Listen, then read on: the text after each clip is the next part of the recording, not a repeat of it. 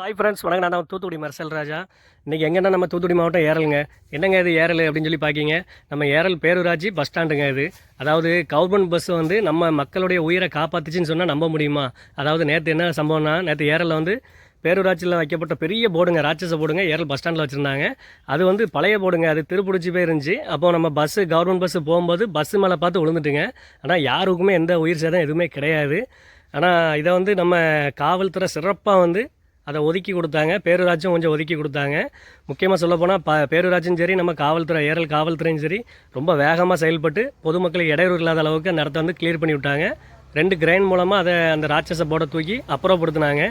முக்கியமாக நீங்கள் பார்த்துக்கிட்டு இருந்தால் அப்படியே ஒரு ஃபாலோ லைக் பண்ணி விட்ருங்க. அப்போ தான் நான் போடுற வீடியோலாம் உங்களுக்கு வரும். ஆனால் பஸ் ஸ்டாண்டு வந்து உள்ளே வேலை நடந்துகிட்டு இருக்குங்க. அதனால தான் கொஞ்சம் அந்த இடத்த பார்க்கும்போது ஏரல் பஸ் ஸ்டாண்டு இப்படி இருக்குன்னு சொல்லி நீங்கள் பார்ப்பீங்க.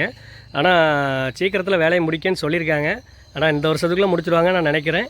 முக்கியமாக நீங்கள் பார்த்துட்டு இருந்தால் ஃபாலோ பண்ணுங்கள், அப்படி லைக் பண்ணிடுங்க. ஆனால் அடுத்த வீடியோ நான் வந்து வேறு ஊர்லேருந்து நான் எடுத்து போடுறேங்க.